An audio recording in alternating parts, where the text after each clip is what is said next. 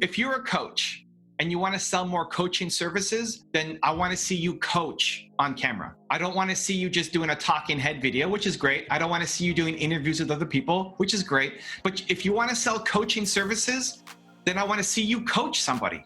Welcome to High-End Client Acquisition Podcast. My name is Marian.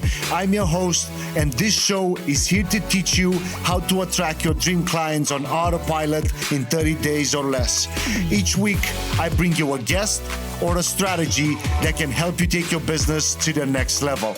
Don't forget, you can always get the episodes in your inbox or messenger at clientacquisitionpodcast.com. Evan, first of all, thank you so much, brother, for joining me today. I guess for people that may be not being aware of who you are, what you do now, even though you have those millions of subscribers on YouTube, do you mind giving us a quick background of how did you get started and why YouTube? Sure. Well, thanks for having me on, Marian. Pumped to be here. How did I get started and why YouTube? So I think your purpose comes from your pain. I think the thing that you should be doing in life comes from the deepest, darkest, most painful moment in your life. Your purpose is to help other people not suffer and struggle as much as you did. And so I struggled so much as an entrepreneur in building my first business that my purpose is to help other entrepreneurs not struggle as much as I did. I started actually with a website before I got on YouTube, and I was sharing stories of successful entrepreneurs. It's what I love, digesting and then sharing. And I just got curious about YouTube because I'm a much more visual learner. I like being able to see the thing. And so I would much rather gravitate towards a video than reading an article, and definitely over just listening to something. Even as we're filming this, the fact that I can see you makes it so much better for me than if it's just audio. I know it's going as a podcast and some people are only listening, but I can see you in this video, which is great for me because otherwise I'd have to close my eyes and really focus if all I could do is hear your voice. So I'm a visual learner, and so I'd much rather watch a video. YouTube, I started over 10 years ago, 2009, in April was my first video. And at the time, YouTube was not a place for education. At the time, YouTube was just a place of entertainment and man falls downstairs and watch my silly pet, like fun, stupid stuff. And I thought, you know what, I want to bring some educational content to it. And I never thought it would be now where I have 2 million subscribers. I never thought that. It was just maybe it can help other people who are kind of like me. And so it started as an experiment, and I sucked at it, and I was awkward on camera and struggled, and it was brutal. But I enjoyed it. I liked it. I like making videos.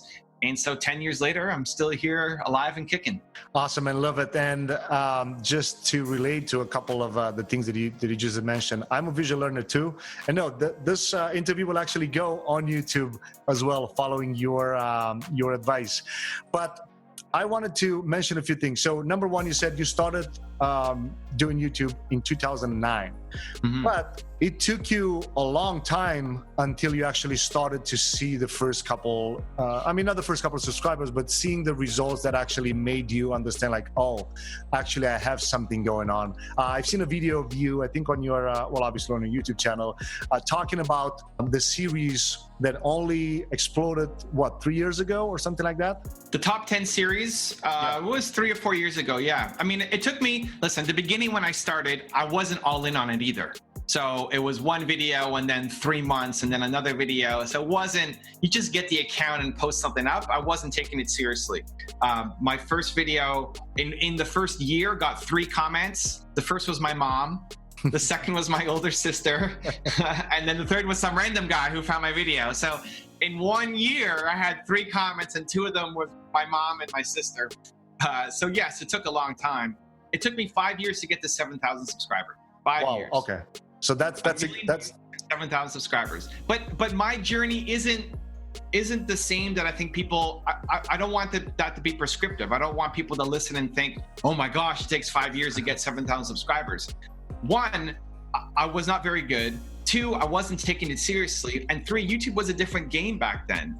It wasn't, this kind of content was weird. If you were interviewing me for a video, nobody was doing that back then. Where now people go to YouTube every day to get motivation, wisdom, and ideas and strategies. So it took me 5 years to get 7,000 subscribers and 1 million views, but other people listening, watching could get there much faster today. No, I love that. And I love the fact that you actually mentioned that for people to actually understand. So from a business standpoint, like we have in the audience a lot of people that do coaching, they do maybe courses, they have services, maybe one-on-one, whatever. I wanna ask you, how do people structure their content to actually integrate it with their business model rather than trying to be a separate thing? Like, of course, I understand if it's a different reason where you want to travel more and you want to just have a travel vlog type of channel versus your business model as a coach. But if people want to actually say, all right, I want to create content, but I want to create content for my business, not just to entertain people. Yeah, I think the faster you can actually start making money from any new marketing thing you're doing, the better, right? Especially entrepreneurs. You don't have, years to waste, an unlimited budget. We're not some giant corporation. Like, this has to pay off. It has to work. And so I would reverse engineer, what are you trying to sell, and then make content towards that. So for example, if you mentioned coaching, if you're a coach and you want to sell more coaching services, then I want to see you coach on camera. I don't want to see you just doing a talking head video, which is great. I don't want to see you doing interviews with other people, which is great. But if you want to sell coaching services, then I want to see you coach somebody. So if you're doing high ticket selling, like if that's what you want to do, you're going to be a coach for high ticket selling, great. I want you to show me you working with somebody, have them do their pitch, and then destroy them. And then say, here's where, in a loving way, not like you suck and you're the worst, right? And you're never gonna, you build people up and say, here's why your pitch sucked. Already in the first 8 seconds, there's 4 things that you did wrong. And here's how you fix it. Do this, right? So then when people are watching, it's like, holy cow, this guy really knows what he's talking about. I want to hire that guy as my coach. And then you have 2 models where not everybody's going to be able to afford you. And so that's okay. Understand that the free people lead you to the paid people. So you'll do free coaching if it's public, if it's a video. I'll coach you for free if we make it into a video and that goes up onto my YouTube channel or my podcast or whatever content you're creating. If it's paid, because some people won't want to say, well, I don't want it to be public. I don't want people to see me struggling. I'm positioning myself as an expert, but I don't know what I'm doing. Great, it costs $100 an hour, $200 an hour, $50 an hour, whatever you're going to start off with your coaching. So if you want to be a coach, I need to see you coach people, not just talk. If you have courses, then I need to see you more as that thought leader expert. So if you have courses, if you have 10 modules in your course, what I would do is have a weekly series that talks about each one of those modules every week. So after 10 weeks, you go back to module number 1. And don't tell the exact same story. You tell a new story that's happened in your life over the past 10 weeks, but I want you to be seen as the subject matter expert. But then if people then want more information, well, there's this course you can go buy. I'm giving you 10-minute highlights, but if you really want to know this, you should go buy my course. It costs whatever, $2,000, $1,000, $100, whatever it is. And so your content needs to be value. It can't just be a sales pitch, right? People don't want that. I think where people make a lot of mistakes on YouTube is it's just a commercial. Nobody wants that. You have to give them value. It's either entertainment or education. So if you're saying, I don't want to just entertain people, then education. I need to watch your video and learn something. But the type of content you create should lead to generating sales, leads, growth for your business. And so I start with, what's the objective that you want to accomplish? And then making content that matches that objective. I love it, man. And I love the fact that you actually broken down into the steps based on what do you sell. Like if now you focus on selling coaching, do this type of content. If you're selling courses, do this. I love that. Now, we create the content, or people in the audience, they create the content. How much content? How many videos a week? I know you preach a lot to get to the level where you can produce 1 video a day. Mm-hmm. But at first, what do you think? For a month? What is it like? What's the minimal optimal in the same time? Yeah, ideally we're getting daily. That scares people because how do I go daily? I would say at least 3 times a week. I would have that as my first benchmark. How do we get to 3 times a week with 3 different series? Not the same kind of video, not a vlog 3 times a week. 3 different series. So series 1 is you're coaching somebody. Series 2 is you're going on a rant and talking into your phone. Series 3 is you're doing a 10-step module based off of your course that's coming up. 3 different series. You can see what's starting to work. What I know that sounds scary, especially if somebody's just getting started. What I would say is, if you're making educational kind of thought leader video, you're an expert. Marian's an expert. Marian thinks differently than most people. Marian has knowledge that is different than most people. And so the most important thing is to get the knowledge out of your head and into the camera. Where most people mess up is they worry so much about the editing. How do I edit it? What are the special effects? I don't know how to use Premiere. And you spend all this time wasted on the thing that you're not good at. And so often people will spend 20 minutes recording a 10-minute video, and then they spend 4 or 5 hours editing it. You're training the wrong skill. You don't want to be an editor. So you're spending 5 hours on this thing and only 20 minutes on what you actually want to get good at, which is communication. And so I would flip it to say, spend 5 hours recording the video and then 20 minutes editing it. And don't worry about having the fancy music and graphics and everything else until I'm not saying totally disrespect it, that's your next hire. Like, build up your YouTube business to the point where you're making money, you're selling courses, it's working out, and then you hire somebody to do all that for you. Because if you are the one spending all this time editing, you'll never get there. You'll never get to the point because you're spending so much of your time doing the thing that you don't want to be great at, and you'll have a mediocre product. So if you take that approach, then what I would do is I would pick up my phone. I wouldn't worry about what camera to use and all this. Don't worry about it. I still, with 2 million subscribers on my channel, will make some videos off of my phone. You pick up your phone and you talk to the camera for 10 minutes. That's the skill that you need to learn. Talk to the camera for 10 minutes. When you get that skill is not just a YouTube skill, it's a forever skill. Because then when you're asked to come on and do a TV show, because you're interviewed for your expertise, you've done all these videos. To be able to make a 15-second Instagram live, or to be able to, Instagram story, or to be able to then speak on stage and be a speaker and do a 45-minute keynote or a 3-day retreat workshop. Your goal is to be able to take your message from a 15-second story up to a 3-day workshop and everything in between. And how do you get that skill? You practice, man. I've done 6,000 videos. I'm an introvert. I'm scared. I don't want to be famous. I don't like the spotlight on me. It took me a long time to get decent at this, but it's 6,000 videos later. I think most of your audience would be able to do a lot faster. So the process is, take out your phone and record a 10-minute video 3 times a day. 3 times a day would be amazing. 3 times a week. 3 times a week. It should take you like 15 minutes total if you know what you're talking about. And then post. And then as you get better and as you start getting traction, then you hire the team around you to support the things that you're not good at. Love it, man. And I love the fact that you actually explain how, not just why you should do that. And I'm a big fan of really giving the audience the exact steps. Now, let's get a little technical, if you don't mind.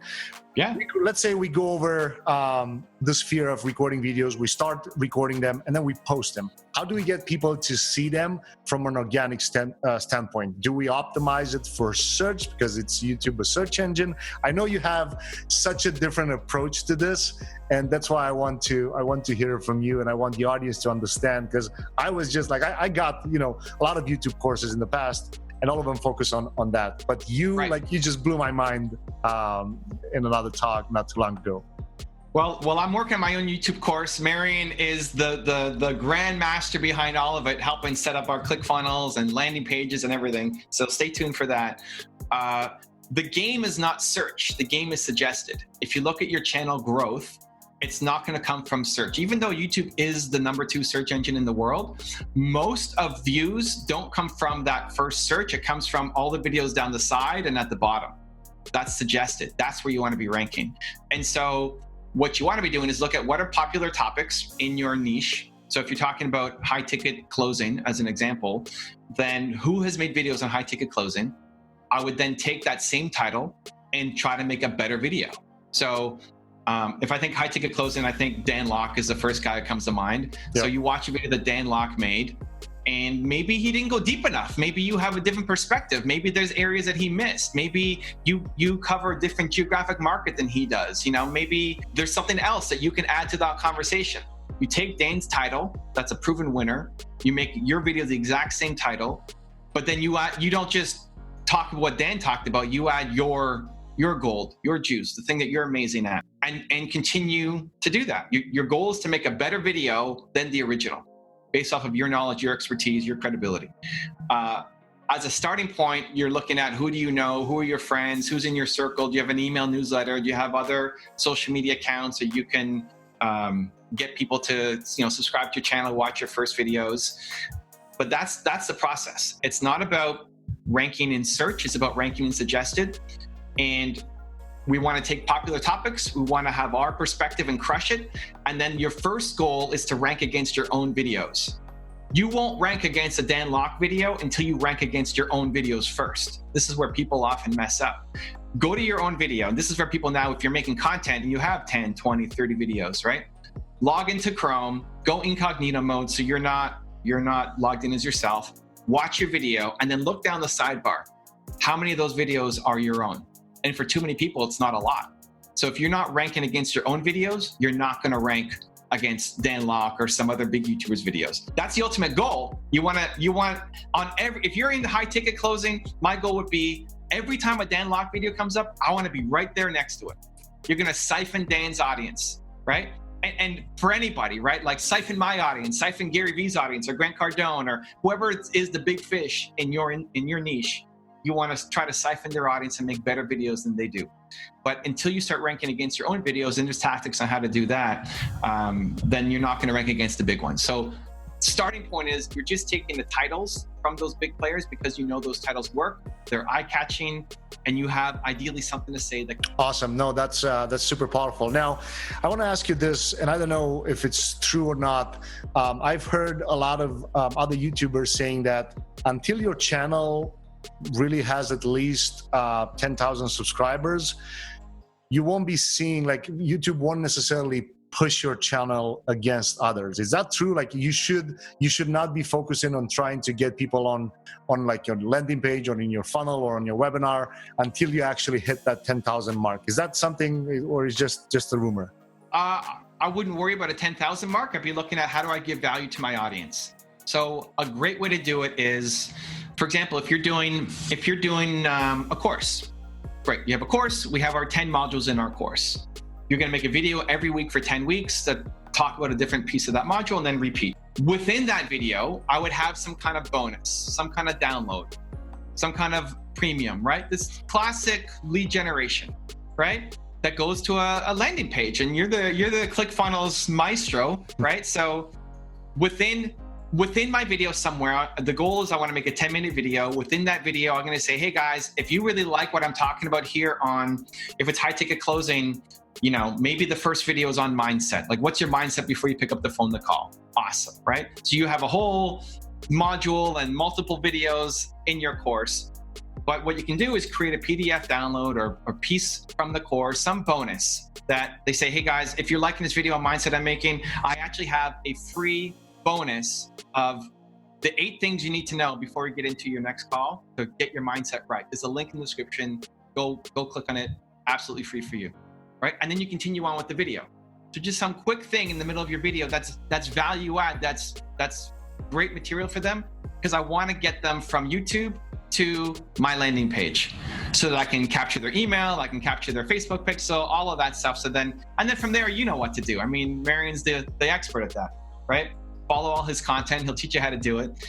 But once you have that lead, then you can put them into your funnels. But I would start right away. I mean, as long as it's value add, like that PDF or that bonus video that you're giving people, they need to look at it and say, yeah, man, what Marian just gave me is awesome. Not, I just got scammed. I left my email with him and this is a piece of garbage throwaway content, right?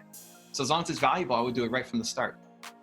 Love that. Now, obviously, since you'll get people onto your email list, you can now promote, well, not necessarily promote, but let people know every time when you put out a new piece of content out, and you can send people from your email list to your YouTube video, right?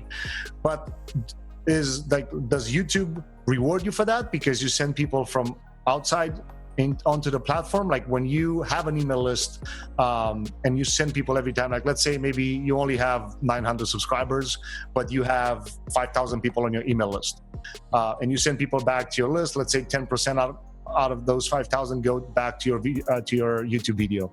Does YouTube reward you for that? Yeah, so in doing that, I'd be careful of how much I'm emailing out. If you're doing 3 times a week or every day, I probably wouldn't be sending out an email every day to my email list because they might get tired and I'm burning my list now, right? Just for a business strategy standpoint. YouTube definitely rewards the video that brings people to the channel. So YouTube loves start sessions. So if you send people an email to go check out your video, they watch the video, and then they spend 5 hours watching my videos, your video gets credit for that entire 5+ hour session. So it's not just videos on your own channel, it's what they do after. Do they stick around on YouTube? So YouTube very much rewards the videos that start the session, because they want people on YouTube wants people on YouTube all day long. That's their goal. Yeah. They don't want them to ever leave the platform. So you're bringing people to YouTube, so you get rewarded.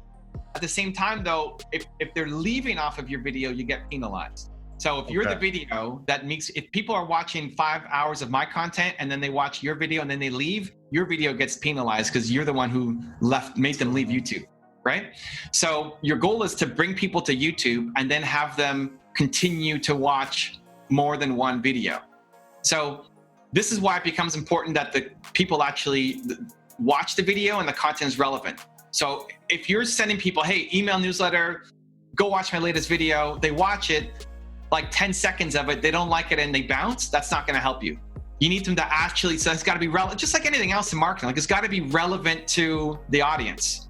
So what I do is I'll pick my best video from the past week, because we do daily, so the best video from the past week, and then we'll email that out to the audience, because chances are they're gonna like that because we've already proven that it works. And then they watch that video and then they watch more and more and more videos. When you say the best video out of that week, is you look at the views, you look at the comments, you look at the engagement and realize how many people. Views. Yeah. Views number one. Take that video, put it into an email, and then send it off. What we also do is, this is a more advanced hack that I don't usually talk about, but special bonus audience here for Marian. Let's go. I created a daily list of unlisted videos around a certain topic. So if you could make this, it's more effort, it's more requirements, but if you could make a series of daily videos, even if they're 1 minute, 2 minutes, just a quick thing that I need to know every day, just to get my mindset right, for example, for doing high ticket closing, then people will subscribe to it on email, and every day they get a morning email. So mine go out at 5 a.m. every day, and we talk about confidence, or if you're a writer, or if you're in different industries, if you're a woman entrepreneur, there's different series. And every morning you get emailed an unlisted video that's on your channel, but people can't find it on the channel. They have to be on your email list to get it. Together.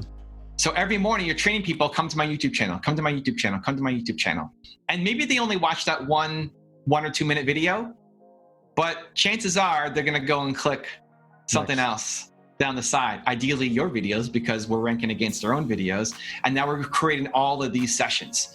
And I don't care if somebody bounces from the unlisted video, because I'm not trying to get the unlisted video to rank. It's unlisted. So somebody abandons it after 10 seconds, it's not, if it penalizes my rankings, I don't care, because it's an unlisted video that I'm not trying to rank anyway. But if somebody continues on and then they're watching more of my videos, then those ones are listed, and those are the ones that I'm trying to get ranked. So if you can create this micro content that, again, just your phone, like if you had to make 100 of these videos and they're all 2 minutes long, you could film that in a couple days if you know what you're talking about. Like, how do I come up with 100 different things to say? Maybe you even just take pieces from your video course and just cut those up into this little micro piece, right? And then people will keep coming back to you. You're training them. Come to my YouTube channel every day. And then if they keep watching the videos on the side, you get recognition, credibility, and a boost with YouTube's algorithm. I don't think I heard anybody talking about this, so really appreciate the insight of that. So you really kind of pushed a lot this ranking against your own videos. Is there a technical thing that we can share with the audience? Do you use certain tags for each video to make sure that YouTube shows it in the same thing? Is it something in the tags are useless. Don't worry about tags. I mean, you can put them in, but the biggest benefit of tags is more for advertising, because people will target, someone like Marian might be targeting high ticket closers or marketing or whatever. And if you've tagged that, then your video will show up and you can earn more advertising dollars, but for ranking, it's 0. So your goal ultimately is I want to rank against other people's videos. Step 1 is you need to rank against your own videos. The 2 best ways to do it are, 1, having consistency in your thumbnails. So I need to know what a Marian thumbnail looks like. What does it look like? You know what an Evan Carmichael thumbnail looks like. You got a big face, you got a logo, you got 3-4 words on the side. They all look similar, because chances are your video is showing up down the side against your own videos, but people aren't clicking on it because they don't even know that that's your video, because they can't see your face, or it's using a different font, or the background is different. And so you're already bleeding views where they should have clicked on it. They just didn't know that that was your video. So you need to make it consistent on your thumbnail design, especially at the beginning, so that people know, oh, there's another, I like this video. There's another Marian video down the side. I'm gonna click on that one too, right? We don't want to train it. The second thing that almost nobody does that is super beneficial is you use your end cards. So at the end of your video, you always want to tell people where to go next. Never end the video with, thank you guys so much for watching. I'll see you next time. Like, as soon as people feel like the video's over, it's over. They're gone. Yeah, they're gone. You want to continue the session. Your goal is, I want people to watch another video. I want people to binge watch Marian videos. If people watch 8, 9, 10 Marian videos at a time, you're gonna explode up. So you need to start training that behavior. So at the end of your video, you say, if you want to learn more about XYZ, there's a video right there. Go watch it. And you look at it, so you can actually put on your end card, you have 20 seconds at the end of your video to put an end card up, and you can put the video that you think is most relevant. So you pick the next video they should watch. They just watched this new one you made. What's the most relevant video? So you have my interview here. You think, what's the most relevant video to this interview that people need to go watch next, right? Guys, if you love this video with Evan, you're gonna love the one I did with whoever. Tony Robbins, where we talk about boom, boom, boom. The link is right there. Go click it. I'll see you there. You're just assuming that the session goes next. It requires a little bit of planning and just, okay, after this video, what's the next related video that I have? But what it does is start to train YouTube. It trains your viewers that they watch this and then they watch this. They watch Evan, then they watch Tony. They watch Evan, they watch Tony. Now you're starting to train with YouTube. Oh, people who watch one Marian video watch another Marian video. And then magically you start seeing more of your videos start showing up in the side, right? In suggested. That's the game you want to play. And yeah, until you're starting to dominate your own videos on the side, you're not going to rank against the big ones. And that's ultimately our goal. Like, this is just a hack so that you start ranking faster against your own. Because once you start ranking against your own, YouTube starts saying, okay, Marian's ranking against Marian. That's pretty good. That's working out. I wonder how well this Marian video will do against Dan Locke. Let's try it and see.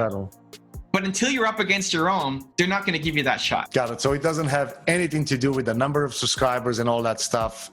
Those are just like rumors. Yeah, it's can you keep people on the platform? Can you keep people on the platform? Yeah. That's mind-blowing. Now, the next question goes a little more towards the paid side of it, because that's I just love the way that you can pay a platform to show your content, right? So I want to know more if we run discovery ads, and I'll make sure I'll put in the description below a training on that, but I can run a discovery ad against Dan Locke's video, right? So it can show up as a paid ad underneath his video as suggested, but would that make any difference for the view velocity of the video? Like if let's say I pay a discovery ad, it shows up as suggested, and now maybe people will click on that, and based on, let's assume my video is good and they'll watch it, would that help my suggested videos in the future showing up against those topics, or it's not? So I mean, I know we're bumping up against the clock. Man, it's crazy how quickly 25 minutes goes. Here's what this is a controversial thing, because a lot of people will tell you that doing paid ads against a video destroys the organic reach. As soon as you start paying for it, YouTube stops promoting it. Yeah. They've never come out and said that, but there's a lot of people in the industry who will tell you that. So if you did, well, you've done a Dan Locke interview. I would the safest way around it is you make an unlisted version of it. So you have 2 versions. You have the unlisted version, you run it as a discovery ad against Dan Locke's audience. And then most important is you need to continue the session. So after they watch the video, what's the next thing they need to watch, right? If you love this Dan Locke interview, you have to go watch this one, because you're paying for these people to watch that video. Now you want to continue to the session. And chances are, if they watch the Dan Locke one and love it, and then they watch the next one and they love it, they're going to subscribe to your channel. Awesome. Mind blowing, man. I know we are wrapping things up now. Where can people find out more about what you do and, watch more of maybe your trainings or anything that's coming up? Well, the trainings, my YouTube course is coming up. It's soon, but I don't know the exact date yet, but Marian and his team and my team are working hard to make it. So we'll let you know when that's out. But otherwise, just look at Evan Carmichael, YouTube, Instagram, social media. I'm there. You can find me. Awesome, man. Appreciate again all the knowledge that you share with us. And don't forget, guys, at the end of this video, we have something special for you. So make sure you continue watching the next one coming up about No, you need to know, like I would do this at the end, maybe without me on screen, and then say, if you need to know the exact video, not something special. You need to watch this video right here. So we'll make sure. All right, yeah. We'll have to cut it here because then I'll have to record the outro separate. Yeah. So I get it now. Awesome, man. Appreciate it again. Cool. And thanks, man. Okay. Much love.